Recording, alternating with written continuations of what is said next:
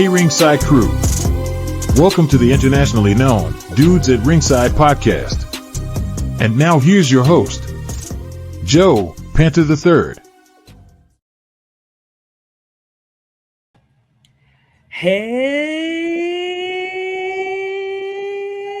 there, wrestling fans, to another episode of the internationally known Dudes at Ringside Podcast. I am Joe Panther the Third, and man, Ringside crew, you are in for a treat. I have a young lady that is absolutely blazing a trail for herself on the independent wrestling scene. Let's give a warm Dudes at Ringside welcome to Allie X. Welcome, Allie. Hello.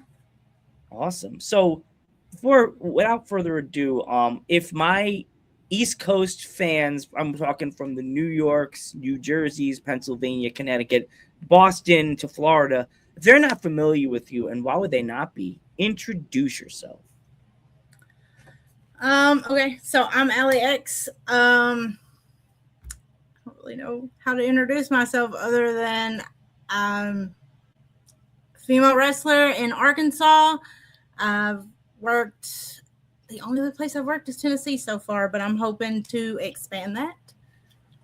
Awesome, Allie. That's awesome. So who trained you?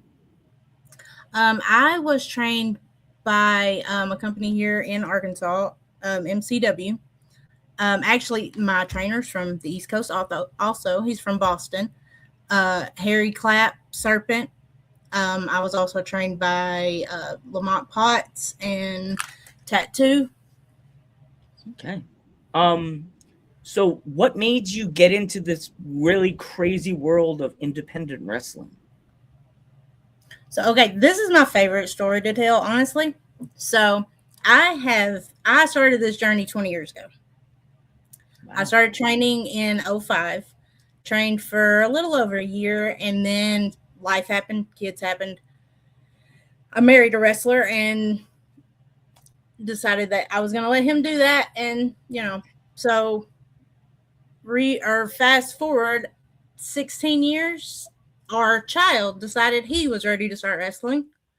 So he came to me and told me he wanted to start training. He said he wanted to be able to do it with me and his dad. So I got back into it 4 years ago, and we've just been going ever since. So who's your husband?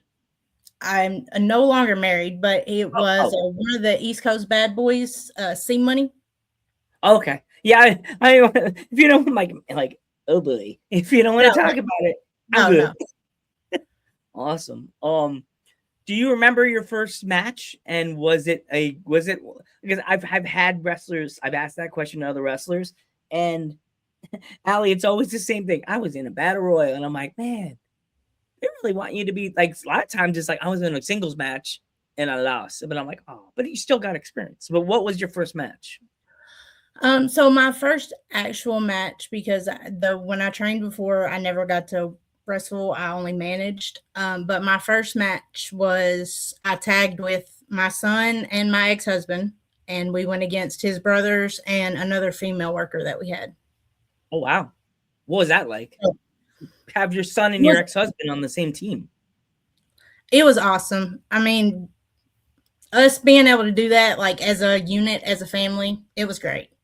You must have felt like that generational gap in that match, like your son, you, and your ex-husband. Like it must, how the Usos feel like when they're all teaming up, like this, like at the war games with Roman and the Usos being on the same team. Must have felt that like generational like thing in that one.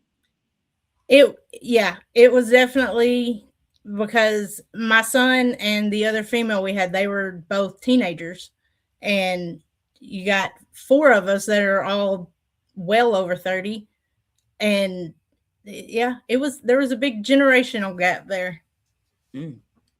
Awesome. Like, what does it feel like to have a son that is coming up in the wrestling world? They're like, I've asked this to the other young wrestlers that I've interviewed, like, but I'll ask it a different way because you're the mom. Like, what does it feel like that he's the next, like, generation to push through after you guys just move it over a little bit, and they're the next ones that come up. It's incredible.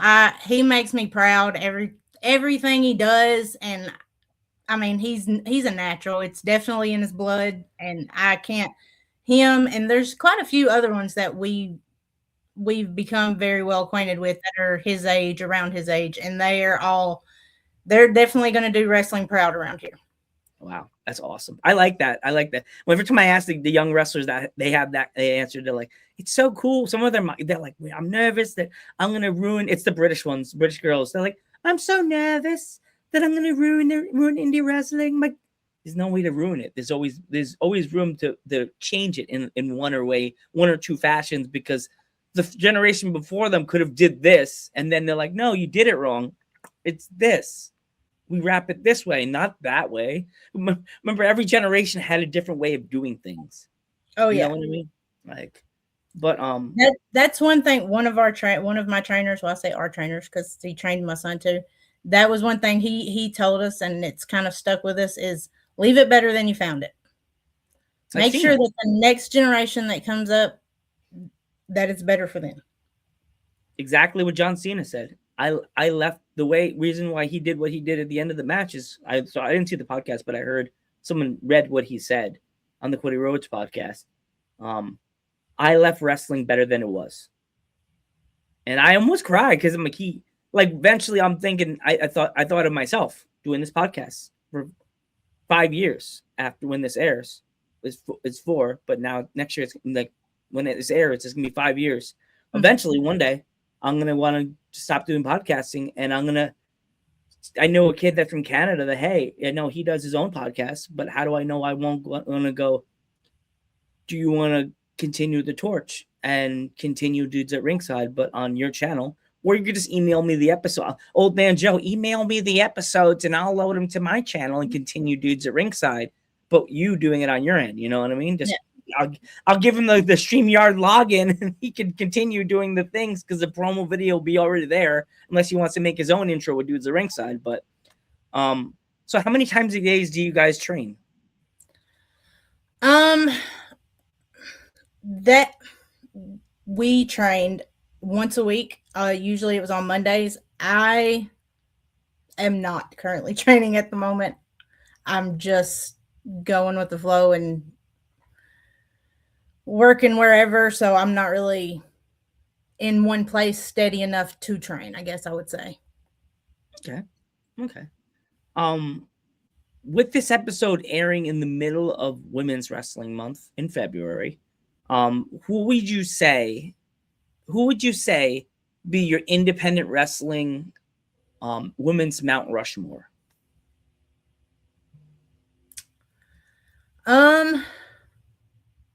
I don't.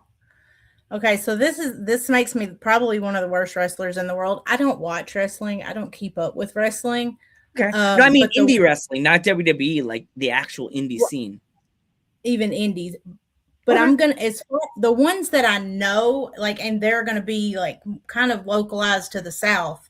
The ones that I know, if I would say probably Cassandra Golden and Nyx. Okay, that's fine. You know, everybody always has a different way of doing the Mount Rushmore, and if you only have two, yeah. I don't know very many people. Yeah. Wait, what was that? I don't know very many people. So that's fine. No, I say this with all my heart. With the sweetest heart ever. You may have two now, and then eventually next year, when you want to come back on the podcast, I may ask you that question again, and you may have two more. Do you met? Oh, absolutely. Yeah. I've been. My son has been hounding me for a while, and I've been slowly trying to watch more and learn more about who actually is in the independent circuit. There's some good ones. Like, your son may have not told you, there's one in Boston named Becca, BE3CCA. She's a good one. You're gonna laugh. Her character's a pop star. Really? And she's like a cocky pop star. You go on Instagram after the end of the interview and look up B3CCA. Okay. Her character's like if Britney Spears was a heel. Oh, that might Oh, be your her son would heel. like her. She's a heel. She started out as like a cheerleading character, so she wore like the cheerleading shirt with the short skirts and stuff like that. Uh-huh. And then she met this wrestler that's like talking like bro and stuff like that. They got together. Real life kayfabe was dating, and they were together. I don't know if they're still dating or not. He changed her to this evil, mean Becca that still wore the outfit, but she was heel. Then she changed her outfits to black. And now she's like the evil pop star. So she's mean. She has records. She does stuff she makes fake raps, but they go on Spotify, like songs. And it's so funny. She's like, I'm a pop star. I'm a baddie. And the fans love her. Like she sells like the records of the songs. Whatever gets you over in this. I mean, that's a good gimmick. That's something. I tell people that all the time, and it's really horrible around here. Like wrestlers don't have gimmicks anymore. Yeah. They go out and wrestle. They don't have gimmicks. Yeah, that's weird. Like I have wrestlers that come on here that from England that have straight up everything. Gimmicks. They have gear with their names on them and everything. Songs that you probably remember back in the day, they were using actual songs. Now they're getting covers of their own theme. You know what I mean? Yeah. I don't know if it's because they don't want to get a copyright strike from the band, or it's just they're just tired of hearing, oh, that's Eminem's Lose Yourself that you use, or Britney Spears is Slave for You. They're like, I just want to hear my own music. Like, I don't know. But but sometimes like what I've learned, it makes it harder to really get the fans into the song if they don't know it, if it's a custom song. Like we've done the custom music, and then it was like nobody could ever, they weren't into the song. So I just went back to regular songs. So what is your song when you come out to the ring? I come out to See Me in a Crown by Billie Eilish. Ooh, got to remember that when I put your episode up, put the poster on Instagram. That is a good song. Like, here we go. Since you're a Billie Eilish fan, like what would you be your top 5 favorite Billie Eilish songs of all time? I'm not a Billie Eilish fan. Oh, that song actually was picked out by my nephew, my former ex-nephew and his wife. Whenever we were all coming up with my gimmick and trying to get everything going, and they picked out the song, and it fit so perfect that I could not use it. Oh, okay. I also saw that you were part of a stable. Is that still existing? I think you said that's not anymore, right? No. That we are actually in Memphis. It's me, my son, and another wrestler. We are Main Event Money. Yeah, I saw that. I've worked with a lot of wrestlers from Memphis Wrestling. I've been trying to get that guy that wears the jackets, the blonde. Is that the promoter guy? Blonde jackets. He works for Memphis Wrestling. I can't think of his name, but he's one of the bigger guys from Memphis Wrestling. I think he's a promoter or an owner. I can't think of his name, but I've been trying to work with him, and he never gets back to me. But to do the maybe he'll see this episode and be like, "I told you I was going to talk to you." Like, is he one of the announcers? I think he's an announcer. Yeah, probably Terrence. Yeah, he wears a suit jacket all the time. Mm-hmm. Yeah, yeah. So, does Memphis Wrestling have a trios championship or no? We do. We are actually the trios champions. There you go. We won that 2 months ago, I believe. The beginning of October, we won the trios champion. Wow, congratulations. Thank you. Are there any teams in particular that in Memphis Wrestling or anywhere that you've wrestled that would like to have in the competition with them? Is there anybody that you're thinking of? No.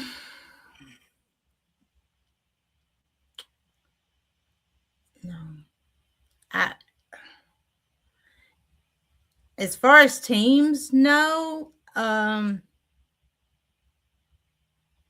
Except, I don't know. Maybe in Memphis, I would like to work with the Monsters, the modern day Monsters, just because I think it would be interesting, and I love their gimmick. It's great, And I think it would be fun to work as long as we're still doing the stable thing to work with them. That would be fun. Okay. I love talking about food. What would you say like your favorite food after a show would be? Because I know a lot of shows end at like 9 o'clock, 10 o'clock. So I know a lot of things are not really open. Is there any spots that are in that area you do your shows a lot in Memphis or like anywhere that are still open? Usually we either hit up Burger King or McDonald's after shows. Did you hear? Sorry. Did you hear that they're doing a Stranger Things meal at McDonald's? I did not. Yes, I saw it on Insta and I was like, looks like the burger is upside down. That would be pretty cool. I was in a female tag team for a few months. And our whole gimmick was taken from Stranger Things. We were the Hellfire Club. Oh my God, that's so cool. And I've now my gear for Alley X, I've started trying to design it to have a Stranger Things feel to it. Well, that's cool. So have you been did you watch the first 4 episodes for the fifth season? I haven't yet. They're good. I'm not going to say anything. And actually, you have a lot to watch because Christmas Day they're going to have the second few more episodes, and then New Year's Day is the last episodes. Yeah, that's what I've been waiting on. I don't like whenever they break stuff up like that because, like, I want to watch it all at one time. I'm a binge watcher. Oh, me too. So, like, I've been waiting on them to put them all out before like the new there's a new series on HBO Max, The Welcome to Derry. That's about it. I watched the first episode and then I haven't watched another episode after that because I was like, I'm waiting until it's all out there and then I'll watch it. I'm mad they did that. They as they would say in the hood, I'm surprised they did us like that love horror. They put it on Max, Peacock, and Hulu and Netflix are all looking at them like, yo, bro, I want to try. That's not nice. I'm hungry. I want a little buff. I want a little barbecue chicken with like, they get me a taste. No. Can I have a try? No. Like, Netflix deserved it. They have Stranger Things. That's weird. They have this one on there. That's creepy. Like, why is it not on Netflix? Like, yeah. Like, they even said it. I'm like, oh, it's about it. Like, and what's kind of, you're gonna laugh. I was analyzing Stranger Things and the bad guy, and I'm like, if you think about it, and somebody else, no, you're wrong, Joe, you're wrong. Somebody works at and then a wrestler said the same thing to me. I overly ADD'd analyzed the bad guy from Stranger Things. He's a watered down Freddy Krueger. Yeah. Right? Am I right? I can see that. Super watered down because the upside down is like the dream world, like his dream world. And he's not wearing the shirt, but he has like that weird spiky fingers and he has powers to destroy you in their dreams. Mm-hmm, yeah. I mean, I can definitely see that. Yeah. And then when they go over to the dream world or the upside down, they find them all dead. And then when Freddy takes off his shirt, you see their faces in his chest. Mm-hmm. You know what I mean? And they're like, oh, no, I don't think so. You're over analyzing him, Joe. I was like, nah. He's a watered down Freddy Krueger without the hat. Like Freddy Krueger on steroids. Like give Freddy Krueger more steroids. Like a changeable look. Make his face more cryptic and his voice more creepier. It's Freddy. That's Freddy. Yeah. That's Freddy Krueger. Like, don't tell me no wrong. I know this stuff. Allie, before we go, if there's anywhere my fans could follow you on social media, where can they find you? I have TikTok. My screen name on there is _only AllieX _. I am on Instagram. I'm on Facebook. I think that's all. Okay. I think I have Twitter, but I don't post on it. I had Twitter, I got rid of it 2 to 3 years ago. I was like, bye, Felicia. Flipped and sign off. Yeah. I forgot the password. Everybody's like, oh, come back on Twitter, you'll get more views. I'm like, nah, son, I'm good. Like, I've noticed Twitter's become a lot of adult things, and I just don't want to look at that. Yeah, I'm not a fan. Yeah. Yeah. Well, is there anywhere that anybody pick up any merch for you, Allie? Not yet. We are working on that for next year. Okay, cool. We're working on getting some for me to take to shows and also an online store. All right. I want to thank you so much for coming on the podcast. It means a lot. I really want to wish you nothing but the best of luck on your wrestling journey. Tell your son, say the same thing. Good luck on his wrestling journey. Maybe in the future when he's ready and has a lot more melts. I know English. Jeez, Joe, bad. Learn English. When he gets a lot more matches under his belt and he's ready to be on a podcast, tell him to come to Dudes at Ringside. I'll make time. We'll have fun. Anytime. I'm be honest. Anytime you want him, he would be more than happy. He's had more matches than me, and he's done more podcasts. I'm surprised he didn't bust down the door. He knows I would have lost all professionalism if he would have just come busting in here. That's why he just. I was waiting for when I started talking about him. I thought the door was gonna go boom. Like, well, they're on their way. My other son refs, and they're on their way to their show. So. Okay, wow, a late show. It's like 8:00 right now when we're recording this. 8:12. Yeah. Jeez, they're late then. 8:30 there. Oof. But thank you so much, Allie. I am Joe Panther III. You can find me on the internationally known Dude the Ringside page on Instagram. You can find it here on YouTube under the Dudes at Ringside, the Joe Panther Variety Show. Like, subscribe, and share. Help us get to 2K subscribers if it hasn't already happened, because I really, really want that to happen before the new year. It's kind of hard because a lot of people are not subscribing to YouTube. I don't know why, but it's fun to be on YouTube. I've been here for like 7 years. It's so much fun to help and do YouTube and be able to be in that big bubble of the YouTube that people don't know, and then they find out about me. But Allie, thank you so much for coming on Dudes at Ringside. I am Joe Panther III. And I'm Allie X. And we will catch you in the next one.